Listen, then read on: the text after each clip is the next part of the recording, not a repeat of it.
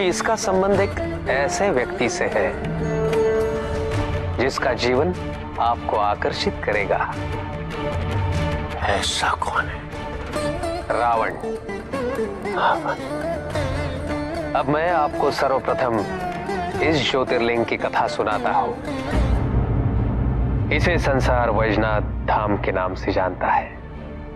महादेव का सबसे महान भक्त रावण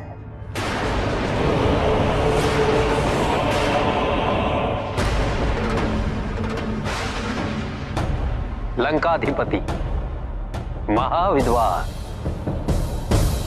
उसकी भक्ति से प्रसन्न होकर महादेव ने उसे अपना सबसे महान भक्त भी माना।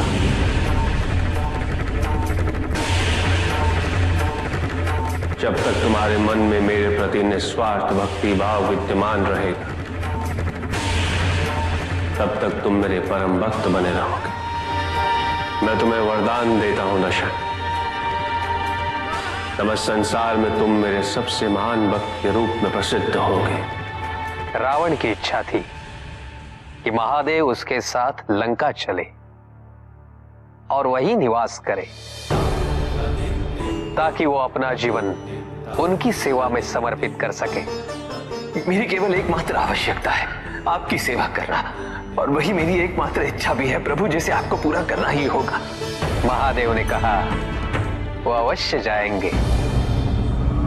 मैंने तुम्हें वरदान तो दिया है, किंतु रावण, तुम्हारे लिए उस वरदान को सूक्ष्मता से समझना अनिवार्य है।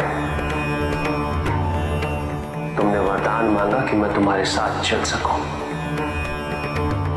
इसीलिए मैंने तुम्हें वो लिंक दिया, किंतु तुम मुझसे संतुष्ट नहीं थे,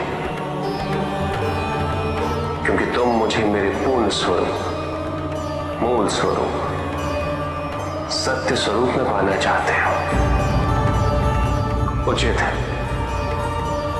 मैं अवश्य चलूंगा,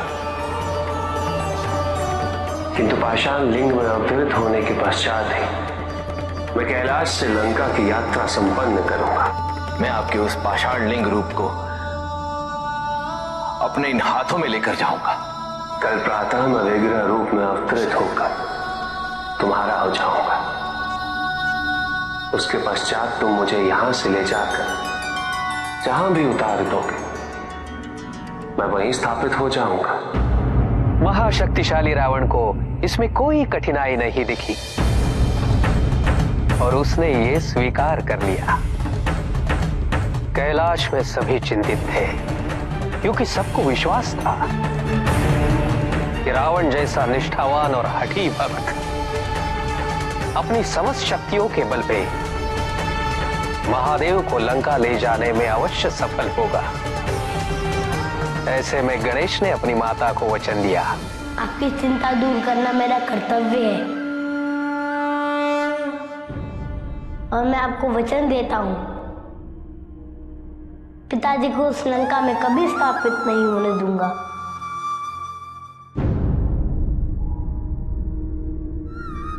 श्री बैजू जी, आप कितने दयालु हैं। आप मेरे लिए जल लेकर आए और मैं आपका धन्यवाद भी नहीं कर पाया, परंतु मैं एक समस्या में घिर गया। लगता है जल ग्रहण कुछ अधिक ही हो गया। आपकी सहायता चाहिए। यदि आप कुछ क्षण के लिए इस शिवलिंग को पकड़ ले तो लघु शंका निवारण हेतु हुआ। वास्तव में भी बहुत भारी है।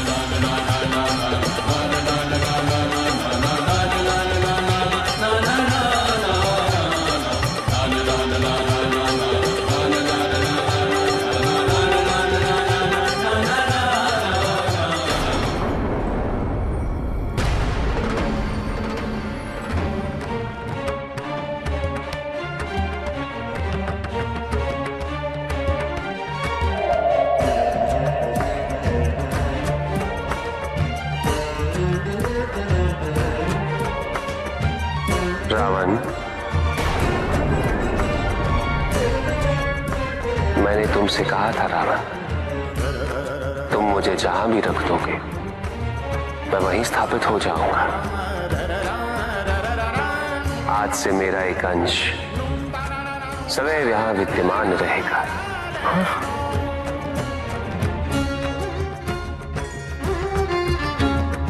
बैजू का रूप धारण कर गणेश ने स्थल पर रावण को रोका है। आज से ये स्थल बैजनाथ के नाम से जाना जाएगा। कल्पों से मैं आपकी तपस्या करता आया। प्रभु, मेरी भक्ति स्वीकारो, मुझे अपनी सेवा का अवसर दो। मेरे साथ लंका चलो, मुझे आपकी सेवा करनी है। यही तो इच्छा थी ना मेरी।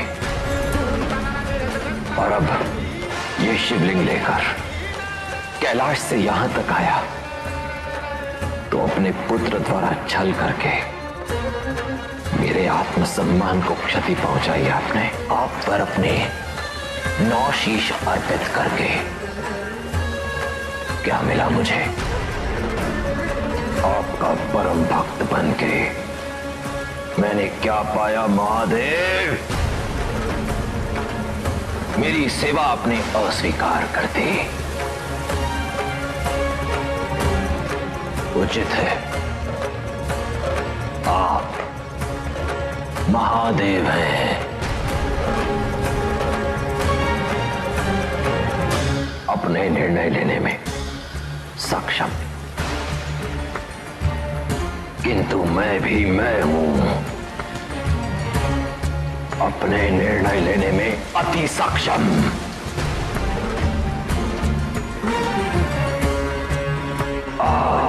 इसी समय परम दर्शन का आनंद होता है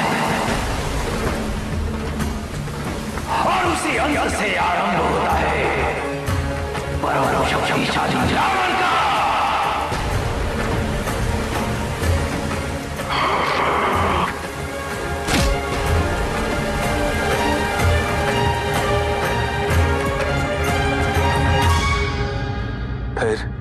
फिर क्या? कथा इतनी ही है बिबलात?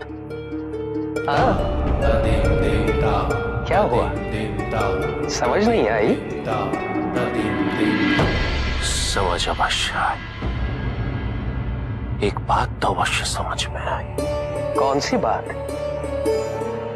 यही कि महादेव पर किसी एक का अधिकार नहीं। रावण ने प्रयास अवश्य किया उन पर अपना अधिकार स्थापित करने का, किंतु असफल रहा वो।